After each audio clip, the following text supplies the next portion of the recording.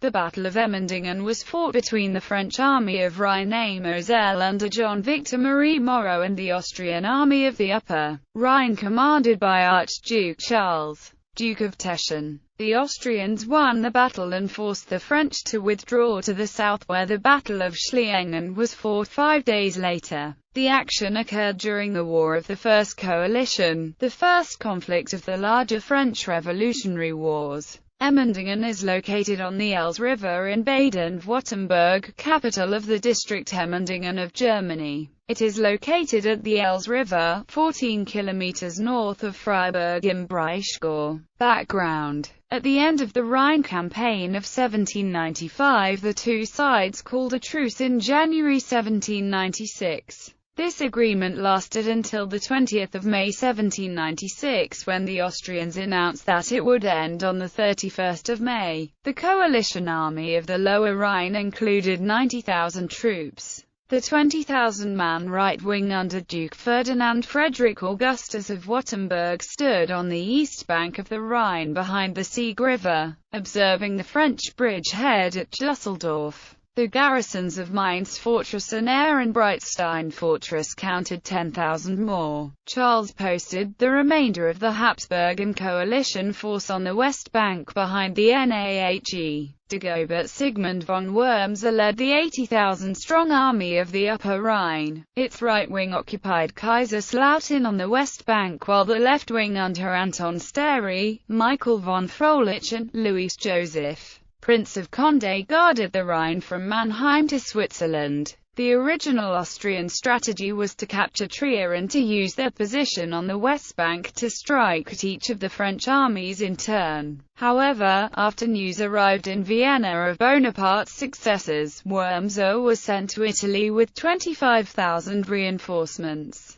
Reconsidering the situation, the Aulic Council gave Archduke Charles command over both Austrian armies and ordered him to hold his ground. On the French side, the 80,000-man army of Sambre-et-Meuse held the west bank of the Rhine down to the Nahe and then southwest to Sankt Wendel. On the army's left flank, Jean-Baptiste Lecoute Ber had 22,000 troops in an entrenched camp at Dusseldorf. The right wing of the army of Rhine-Moselle was positioned behind the Rhine from Hunningen northward. Its center was along the Queek River near Landau and its left wing extended west toward Saarbrücken. Pierre-Marie Barthélemy Farino led Moreau's right wing. Louis de Sex commanded the center and Laurent Wouvier and Saint-Cyr directed the left wing. Farino's wing consisted of 3 infantry and cavalry divisions under Boursier and Delaborde. De Sex's command counted 3 divisions led by Beaupuy, Delmas and Zintrey. Saint-Cyr's wing had 2 divisions commanded by Duhesme and Tarponia. The French Grand Plan called for 2 French armies to press against the flanks of the northern armies in the German states, while simultaneously a Third Army approached Vienna through Italy. Jourdan's army would push southeast from Dusseldorf, hopefully drawing troops and attention toward themselves, which would allow Moreau's army an easier crossing of the Rhine between Kiel and Hunningen. According to plan, Jourdan's army feinted toward Mannheim, and Charles quickly reapportioned his troops. Moreau's army attacked the bridgehead at Kiel, which was guarded by 7,000 imperial troops. Troops recruited that spring from the Swabian Circle polities, inexperienced and untrained, which amazingly held the bridgehead for several hours, but then retreated toward Rastatt.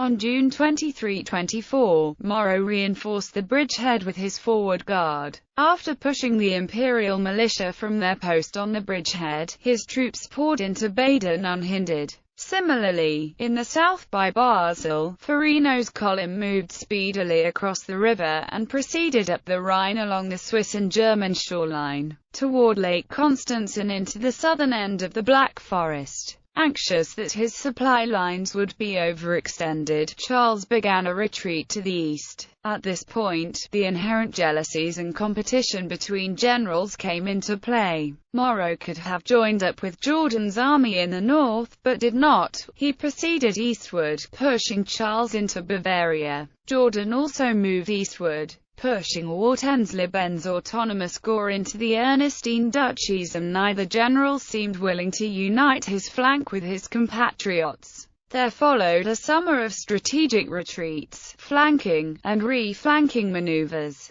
On either side, the union of two armies, Wartenslebens with Charles's or Jourdan's with Moreau's, could have crushed the opposition. Wartensleben and Charles united first, and the tide turned against the French. With 25,000 of his best troops, the Archduke crossed to the north bank of the Danube at Regensburg and moved north to join his colleague Wartensleben. The defeat of Jourdan's army at the Amberg, Würzburg and Altenkirchen allowed Charles to move more troops to the south. The next contact occurred on the 19th of October at Emmendingen. Terrain. Emmendingen lies in the Elz Valley, which winds through the Black Forest. The section of the valley involved in the battle runs southwest through the mountains from Elzach, through Blaibach and Waldkirch. Just to the southwest of Waldkirch, the river emerges from the mountains and flows northwest towards the Rhine, with the Black Forest to its right. This section of the river passes through Emmendingen before it reaches Riegel. Riegel sits in a narrow gap between the Black Forest and an isolated outcropping of volcanic hills known as the Kaiserstuhl. Dispositions. On the left wing, under command of de Saix, the Division Street. Suzanne stood by Riegel, on both shores of the Elz. On the right of these, by Malterdingen, the Division Beaupuy, with 12 battalions and 12 squadrons, and further to the right, by Emmendingen itself, and in the heights by Heimbach, stood Street. Seer. Around this stretched the Duhesmes Division. Further to the right of these, in the Elz Valley by Waldkirch, the Division of Ambert and the Brigade Gerard, by Zaringen, about a mile away. Lecurber's brigade stood in reserve, and stretching northward from there, was a mounted division of 14,000 horses, in the vicinity of Holzhausen. These positions created a line about 3 miles long. On the far side of Lecourb's brigade stood Farino's 15 battalions and 16 squadrons in the mountains. He debouched through the whole valley. Everyone had been hampered by heavy rains, the ground was soft and spongy, and the Rhine and Elz rivers had flooded. This increased the hazards of mounted attack, because the horses could not get a good footing. Against this stood the Archduke's force. Upon reaching a few miles of Emmendingen, the Archduke split his force into 4 columns. Column Nauendorf, in the Upper Elz, had 8 battalions and 14 squadrons. Advancing southwest to Waldkirch, Column Wartensleben had 12 battalions and 23 squadrons advancing south to capture the Elz Bridge at Emmendingen. Latour, with 6,000 men, was to cross the foothills via Heimbach and Malterdingen, and capture the bridge of Condringen. Between Riegel and Emmendingen, and Column Fürstenberg held Kinsingen, about 2 miles north of Riegel. Frolic and Condé were to pin down Farino and the French right wing in the Stieg Valley. Battle. The French, being the first to arrive on the scene, secured the high point at Waldkirch, which commanded the neighbouring valleys. Barely had they secured the village, though, when Nauendorf's men advanced from the heights of the Black Forest, ambushing St. Cyr's advance.